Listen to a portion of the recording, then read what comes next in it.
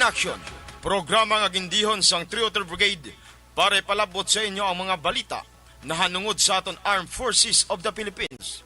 Impormasyon, accomplishment, issue, opinion, kag serbisyo publiko. Brigade in Action, mabatian diri sa Action Radio.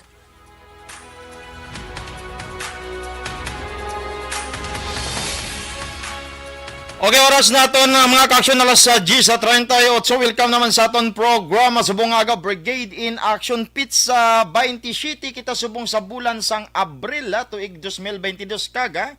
Tapos naman ang aton Semana Santa hapit sa 17 kita subong sang bulan sang Abril. Medyo damo kita mga kautoran subong ara sa mga baybayo na naga pinaligo ginisilibrar nila ang bagay naton Semana Santa, pero te halong lang kita kiti may mga kung gisa may mga kadisgrasyahan lang nagklatabo, may nagakalalumos kung hindi mabantayan, so sa mga nagapaligo da subong no sa mga baybayon, sa mga swimming pool, sa mga suba, so ano lang gid kita bantay lang gid kita kag ang aton mga kabataan labi na gid na ang hindi tagid pag idula sa aton mga pananawan para malayo kita o kung malikaw kita sa disgrasya. Iti nami man gid ni mag-happy kita mag-upod sa aton pamilya, pero mas manami gid nga wala gid sa matabo nga disgrasya sa aton nya. Okay no, so balik kita. Ako galing yung inkaupod subong aga sergeant di kanya nagligad niya semana wala ako tungod kay may importante ako nga gin asikaso, pero subong ako ang inyo kaupod para sa aton palatuntunan kag mag-updanay kita sulod sang isa ka oras. Ano ba lang aton subong nga mga topiko subong nga mga sinimana bisan Semana Santa bal nato may nagakalatabo nga enkwentro diri sa aton sa probinsya sang Negros Occidental kiti ang bagay naton ang aton nga Philippine Army wala na yan nagapahuway kung ginihambalan naton ang tawag seguridad sang aton pumuluyo. Kag syempre congratulations gali sa aton Armed Forces of the Philippines tungod kay sila ang nakakuha sa pinakamataas nga rating ginapatigayon sa nga tinalikdan nga semana ining survey bla no kung sa diin kadako sang o kung nag number 1 gid sa trust kag ang pagsalig sang atong pumuluyo ang aton nga Armed Forces of the Philippines. Kag ginipakitaan niya sang aton nga Philippine Army kag sang kabugusan man sang aton Armed Forces nga ang pagsalig sang aton pumuluyo dapat aton man balikan sang insakto nga panerbisyo. So amo na yang aton nga Armed Forces of the Philippines nga kung sa diin ang balgani naton na wala nagapahuway. So sa ginapagwa akong 2022 payag first quarter of Publicos Asia Incorporated approval and high trust rating of the top 10 government agencies. Sa approval ang Armed Forces of the Philippines nakakuha sang 67.4% and sa trust ang Armed Forces nakakuha sang 53.4%. Kag ini ang ginsundan man sang TISDA no and Bangko Sentral sa Pilipinas. So again, congratulations hindi lamang ang aton mga miyembro sang tawag diri ining Armed Forces of the Philippines kundi sa tanan man naton nga government agencies nga nakasulod sa top 10. Kuan lang naton yung i-perform naton ang aton mga task para ang pagsalig sang aton mga pumuluyo mabalik yapon na sa aton. Kag good morning sa aton mga listeners sa aton programa no labi na gid kay Mama Ana Senyoro kag sa mga pumuluyo sang syudad sang Bacolod no. Medyo naka-experience kita sa mga nagliligan yung mga simnuana sang ulan hindi lang Bacolod kundi bugos nga Negros Occidental nga probinsya kag pertitong bagyong agaton mga ka-action sa area sang Baybay Liti perti ka damo sang napatay. Ang balgani naton ang aton na yang ang balgani naton ining ang bagyo ang mga kalamidad na ang magpaabot sa aton hindi tanan na mapunggan. Ang aton lang sinaya no malikawan naton no pinaagi sa pagbinuligay no ang aton na Philippine Army hindi lamang diri sa aton sa Negros Occidental nag-prepare sa tropa para in kaso magid may maano kita may maiba kita nga mga pumuluyo. Ito amo to sa North Negros ang 79th IB ang nagpatigayon sa mga evacuation sa area sang Escalante kag iban pa nga part no. Ang aton mga tropa sa Eastern Visayas labi na gid sa may Leyte amo man pero ang balgan naton hindi ginaton mapunggan no ang tragedia kag kalamidad. Ang amo lang na kung gisang ginikuha naton labi na ning wala nagbila masyado kakahuyan ang aton nga mga bukid, no. So pag rumagasa ang initawag nato ning baha, no, hindi mapunggan kaga may landslide nga matabo. So much better gid nga magtanom gid kita sa mga kahoy, labi gid sa mga kabukiran naton kay ina ya dako gid ina mga bulig mga ka-action nga makapugong sa mga kalamidad nga umalabot sa aton. Kita nyo mga ka-action na summer subong. Subong pa lang ko naka-experience, Abril nga ginbagyo kita, Semana Santa nga ginbagyo kita. So, kung baga ang aton nga kalibutan daw nagalain na gid ang iyang sitwasyon, no. May ginitawag kita da climate change tungod kay tungod man sa aton sa mga pumuluyo man sa mga katawhan nga giniabuso man naton ang aton nga dunang manggad kag ang aton mismo nga kalibutan.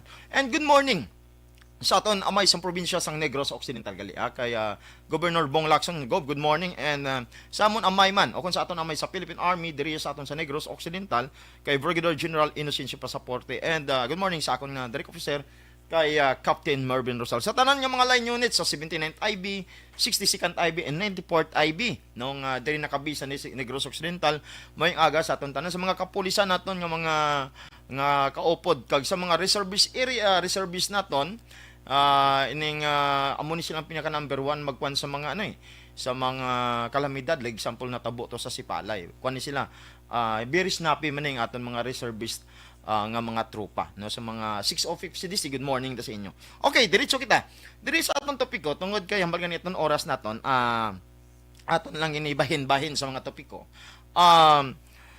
Amo tong hinambal ko gina nag-deploy ang aton third ID sa HCDR team, no, para sa bagyong Agaton kag kaluyan sa Ginoo diri sa aton sa Negros Occidental. Hindi tama, hindi magida tanto, pero sa area sang Dao Capiz, no, medyo grabe ang pagbaha sila dito, pero naka-prepare ang atong tropa na rescue naton ang mga dapat rescuehon naton nga mga pumuluyo. Amo lang nang ko naton nga dapat naka-prepare pag hambal pa lang nga may molabot nga trahedya o kun kalamidad o kun bagyo, dapat nakapreparar kita. Hindi lamang ang mga government agencies naton magpreparar, kundi mismo man kita nga mga pumuluyo ang dapat mag-prepare sa aton kaugalingon in kaso nga mag-abot sa aton ining mga bagyo, no. Kaya ang iban do sa makita naton mga ka-action do sa pasawalang bahala na lang, no, do layo lang na, pero gulpi lang mag-abot sa aton. Like example sa Baybayliti, wala sila ga-expect nga amo tiya ka dako ang mangin ituga sa ila. So wala sila masyado naka-prepare.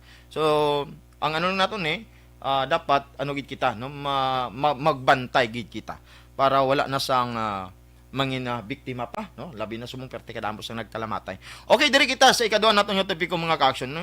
Kung nadumduman naton, no, may mga balita o kung may balita sa tinalikdan nga Abril Gis nga may ara naman nga ginhimo nga pagbayular sining human rights ang mga katapo sang armado nga grupo o kung ini ginitawag naton nga mga terorista ining New People's Army kung sa diin ilang nga ginpatay dito sa may sitio o kung sa may barangay Sandayo Gilngan.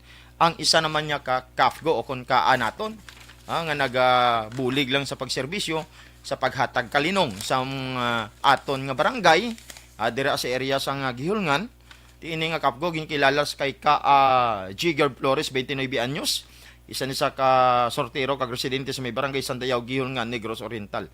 Gintiro ini patay sang apat ka mga ginipatihan katapo sang armado nga grupo, no. Ining mga armado nga grupo subong tungod lapit na gid ang eleksyon, nagapakita sila kung nagapasiklab ni sila tungod kay may intention ni sila nga mangilkil naman sa mga nagapadalagan, no. So aton panawagan man sa mga nagapadalagan nga hindi naton patulan ining mga papel nga ginihatag sining mga katapo sang armado para hindi sila maanad sa aton o kung hindi sila maanad nga sa pagpanahon lang sing eleksyon dayon nila pangilkil sa mga politiko. So hindi naton dapat ni sila anaron kaga ini pagalagson tagin ini, no, ining mga katapo sang armado nga grupo nga naghimo sa pagpatay brutal sining kay Jigger Flores, no. Ang aton tropa dira sa Gilngan, ang 62nd IB kag ang kapulisan nagahimo na tikang nga para matagaan aksyon kag ginitawag naton ni hustisya ang pagkamatay sang isa naman naton kautod, no. So condolence sa pamilya sang aton nga pero ginipasalig sang aton nga gobyerno nga ini matagaan sang hustisya ang iya nga kamatayon. Okay, no. So ari pa, no, sang tinalikdan nga Abril 14, ha? Abril 14 is Wibi Santo. Na kung sa diin may natabong engkwentro, dira iya sa may Sibulan, Negros Oriental, kag mismo diri man niya sa may Barangay Karadyoan, Himamaylan, dungan sang Abril 14, no? So based sa information nga nakuha sang aton Philippine Army kag sang aton Philippine National Police, nagadikit sila subong ang ining mga katapos ang armado, nagadikit sila sa mga pumuluyo para mag pang-extortion naman, ha? Nagadikit sila para siguro kahit sa bukid subong medyo gutom naman gid ni sila kag wala naman sila guro sang makaon, ha? Nagadikit sila subong sa mga pumuluyo para mangayo sa mga pagkaon, mangayo sa mga materialis nila nga kinanglanon nila sa ilang hublag. So ang aton yang pumuluyo, may ara ang pumuluyo naton nga hindi gusto sang musini. Hindi iya gusto nga may mga armado nga nagasulod sa ilang barangay. So gilayon nga naghatag information ang aton mga pumuluyo sa exact location sining mga katapo sang armado nga grupo. Amuning manami isubong tungod kay ginihambal ginaton permanente diri. Sang una nagalaghap ang aton Philippine Army sa pagpangita sang information kung diin bala ining mga pwesto sining mga armado nga grupo. Pero sa subong kita nyo paghatag information, pag take action, may enkwentro matabo. Dito sa may sitio Tulong Barangay San Enrique Villanueva, Sibulan, may inapatay man nga armado, na may na-recover, may na-captured nga mga kagamitan nila, no? Diri sa may area sang Barangay Karadyoan sa Himamaylan, may araman, nga mga napatay kag na-recover, no? So ginihambal nato ni nga mintras bala sa diin, mintras sa san-o kamo nga panginmatay dira sa inyo nga ginipatihan nga doktrina, nga wala man lang isang kapuslanan, nga man manginmatay kamo dira, nga wala man ina sang mabulig sa inyo nga mga pamilya, sa inyo mga kabataan. Hindi dapat ninyo pagsayangon ang kabuhi, no, sa mga bagay nga makaguba sa inyong pamilya, makaguba sa inyong reputasyon, makaguba sa inyong buwas damlag. Ining napatay sa may area sang Karadyoan diri sa may Himamaylan, no? Ining si Ka Johnny, ang squad leader ni sa sang Sentro de Gabridad, o kon SDG Platon. Ini dapat may ano pa ni, no? Kon namati lang sa mga hambal sang iya mga pamilya, sang iya nga mga amigo o kon mga kilala nga magbalik sa sabakan sang gobyerno kag talikdan ining grupo nga nagagamit lang sang iyang kusog, may ano pa ni, may tsansa pa tani. Ugaling tungod kay sarado ang iyang huna-huna, no? Manginmatay gid sa iyang iyada nga trabaho. Ti ano karon ang natabo? Patay man gid sa tuod. Ang problema subong ang magpalubong sini. Ang ano naman, ang local government sang Himamaylan naman. Ang mga kaopdanan niya to yang gamit sa iya, nagtinaripas na to ya dalagan. Sibat na to ya, pabayan nila ining napatay. Di amo manginaya ang trabaho sang NPA. No, pag may napatay sa ila nga kaopdanan, ila na yabayaan, bala na da ang gobyerno. So hindi na sa mambal naton kon sakto gid man ining ginipakigbato sang armado nga para sa tanan nga kabus, sa tanan nila nga kaupod, no, sa tanan nila nga hangaway ining ila ginipakigbisog, nga man ginibayaan nyo ang inyong nga kaopdanan, nga man nga pabayaan nyo nga sa kamot sang kontra nyo. Okay, kunti kontra ni nila ang gobyerno nga man sa kamot sang kontra nyo, malubong ining inyo nga ginitawag martir nga kaopdanan.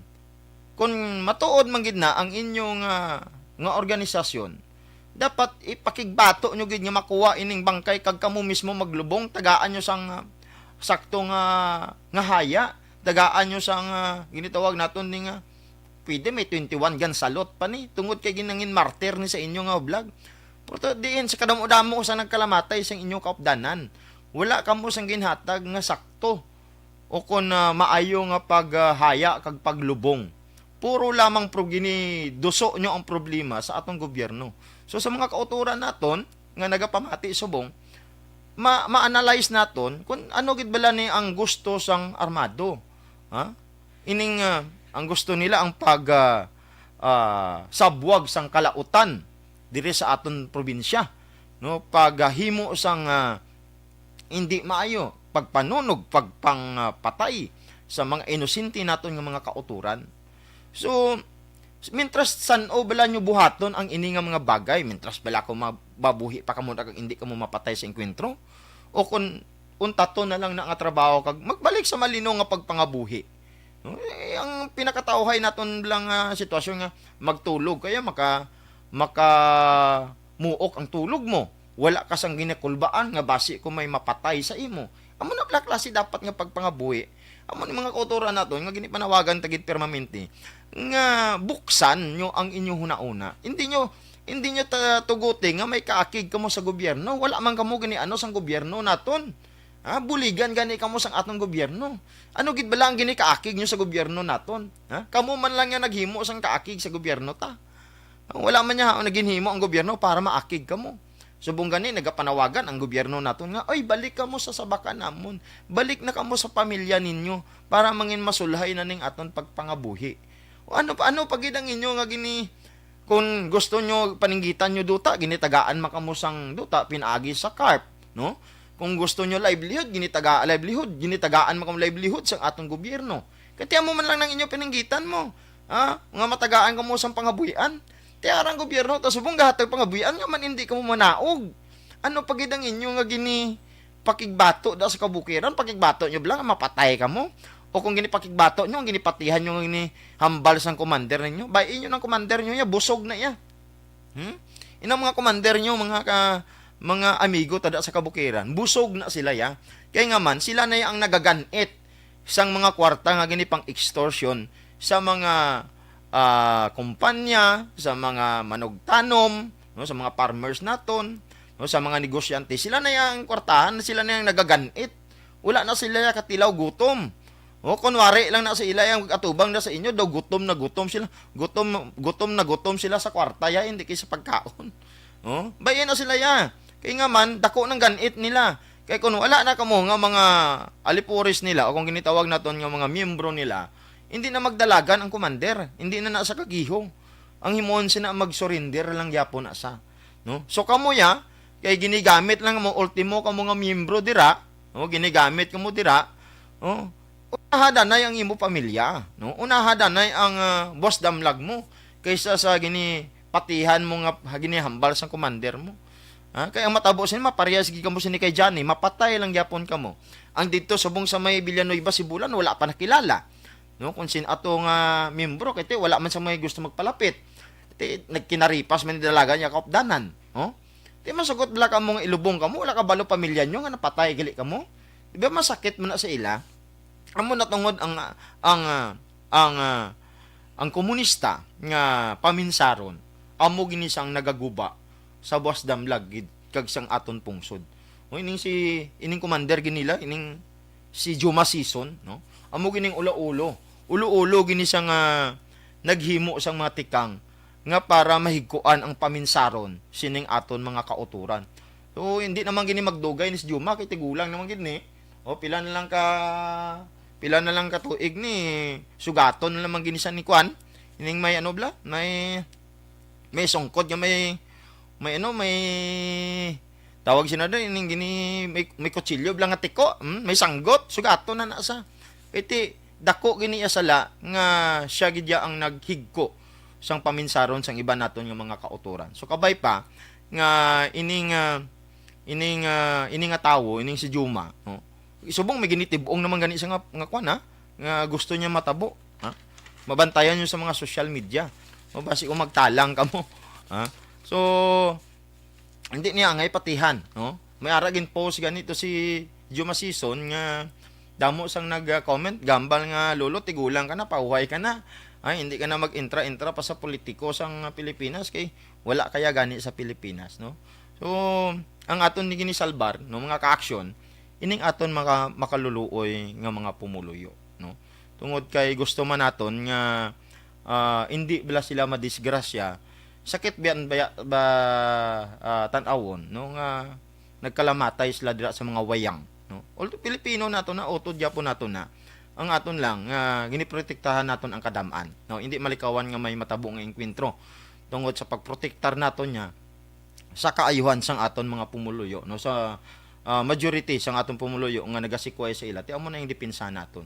Ang aton lang ayo ni sa ila nga kung tani magdahan-dahan o kung maghinay-hinay na sila balik sa sabakan sa gobyerno. Kaya wala pa ko sang nabatian nga nag-surrender sa gobyerno, nga ginpatay sang gobyerno. Oh, nakita ko kag nabatian ang mga nag-surrender nga ginitagaan livelihood, cash, mga kasapatan, no? May arap gani yang gintagaan pa sang kaugalingon nga balay. No? Maayo na ang sitwasyon niya. Ang iyang mga kabataan naka-eskwela sang tarong. So, amo na tani, amo ganyang gusto sang gobyerno naton. Kay balo kita nga biskan sino magpungko nga presidente diya sa pungsod Pilipinas, kontrahon niya sang armado. Hindi ni sila gusto kiti ginitanom nila sa pumuluyo, sa utok sang atong mga pumuluyong nga dapat gubon ang gobyerno kag islan sa komunista. Hindi niya magsugot ang atong pumuluyo bisan mag-ano pa kamo daw, mag-survey pa kamo. Oh, survey ka mo sa Bacolod, survey ka mo sa probinsya sang Negros Occidental. Kung sino ang mga tao magsugot nga atong gobyerno islan sa komunista, sa wala may magsugot ay tungod kay ang atong mga pumuluyo nakabalo na ya. Bukas ng paminsaron nila kung anong kakatabo kung mangin komunista ang isa ka pungsod. Like example North Korea tan-awa. Oh, hindi gani sila kabalo kung anong kakatabo sa ibang pungsod. Tungod kay hindi gusto ang ilang gobyerno nga komunistang amos nila. So diri hindi tanat pag sugtan nga mag-amos nila tungod kaluluoy ang aton mga pumuluyo, no? So kabay pa sa padayon naton sa aton nga mga programa, no, sa radio, labi na diri sa action, mabatian man gid ini sang aton mga kautoran nga ara sa kabukiran. Subong gali ini nga mga binulan sa Eastern Visayas perte kadamo sa nag-surrender sa area sang Samar, no? Sa area man sang Davao may damo man subong nag-surrender tungod nakita na nila nga may pagpalangga ang gobyerno. Ang diri lang niya sa aton niya, may kuha na din kumbagay. Kung may dala na din nga pangwarta ang armado, no? Extortion ang muna lang ila din nga daw hindi sila ang mga leader daw hindi mag-surrender. Tungod kung mag-surrender sila hindi sila kakwarta sa muna kadako nga ginaganit nila pinaagi sa pagpamahog lang.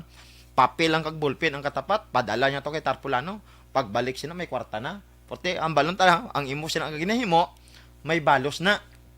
Kumbaga, hindi na kuno subong uso ang gaba pero may marisi, no? May marisi kagid nga makuha sinada sa imo nga sa ginahimo mo nga pagpanunto sa aton nga mga kauturan. And lastly, no, sa mga nagapamangkot sa akon labi na sa amon nga Facebook page sa Brown Eagle kag 303rd Infantry Brigade kon may examination naman ang Philippine Military Academy.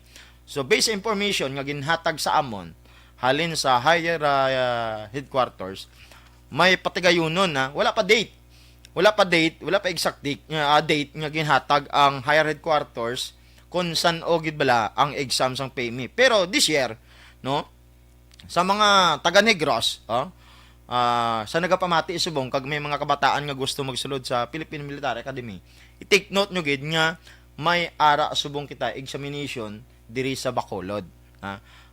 Ini nga tuig wala pa sang school kundi i-conduct, wala pa sang date pero dapat naka-mindset na kamo, naka-preparar na kamo nga may ara sang examination, no? So ang ilang nga ginidawat, no, amo ang siyempre natural born na Filipino citizen, single, sortero, dalagay nang wala pa bata, and senior high, no, kon grade 12 graduate, no, wala sang kaso, kaga physically fit, no. So ang examination nila diri sa Bacolod, ginikandak ni I think I don't know subong sa STI gyapon, pero much better nga uso subong ang mga online registration, no? Uso subong sa online registration. So mas maayo nga magsulod kamo sa Facebook page sang Philippine Military Academy kag sa ilang nga kuan gid nga email nga Google account para makarehistro kamo. So ang ila i-search nyo sa Google ang www.pme.edu o kon Eco Delta Uniform.ph. Liwatong ko search nyo ang www.pma.edu.ph, no? Kay dira na nila ginipagwa ang ilang registration. Then pwede mo kamo magtawag, no, sa Office of the Recruitment and Admission o OCRA. Sa cellphone number yatag ko, take note nyo na lang, 0919 068-0877, no?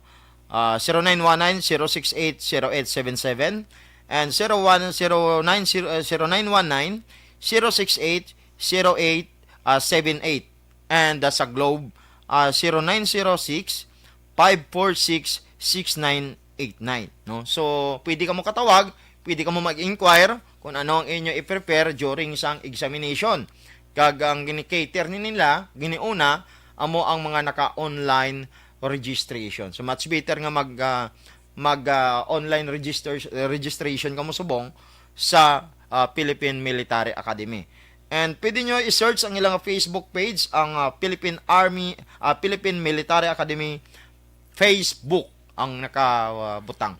Pwede ka mo magpadala message sa inyong palamong kutanon, kay sila ginaya ang authorized kag ilan na nga pag-absabton, no? Once again ang edad sini at least 17 years old and not more than 22 years old on 01 June sa sini nga tuig. So 17 to 22 ang ilang nga ginidawat nga mga edad, babae kag lalaki. Nasa ang height sini nasa 5 feet, both male and female. So kabay pa diri sa aton sa Bacolod kag Negros Occidental, maka-prepare diri ang aton nga mga gusto mag-take, no? So ano bilang benefits nga makuha naton kung kita ang makasulod sa Philippine Military Academy? So free college education and with a well-rounded curriculum, monthly pay and allowances during sa inyong training dito, may sweldo na kamo. May mga specialist professional training for military and training required are all provided sa Philippine Military Academy. So, kabay pa, sa ginambal naton nga damo sang mag-take diri subong. Last year, damo sang nag-take, damo man sa nakapasar, ga-process na sila subong niya, o kung nakasulod na gani subong sa Philippine Military Academy. So, congratulations, kagabay pa, matibawas yugid ang 4 ka tuig. And good morning lang sa kay Ma'am Ana Marie Bilardi and kay Ma'am Ana Senyoro. Subong man kay Sir Hel Javier nga nagapamati gid subong. And subong man kay tawag diri Baby Yulo, good morning man. Sa tanan nga nagapamati sa aton programa sa radio sa AM band, no? Amayong aga gid sa inyo tanan kag padayon lang sa pagtutok sa atong programa sa mga issues nga aton nga ginidulong sa aton palatuntunan. So dire na lang kutob ang aton pagpangalagad, Sergeant Tiginya sang 303rd Brigade para sa Brigade in Action. Madamo nga salamat, maayong aga.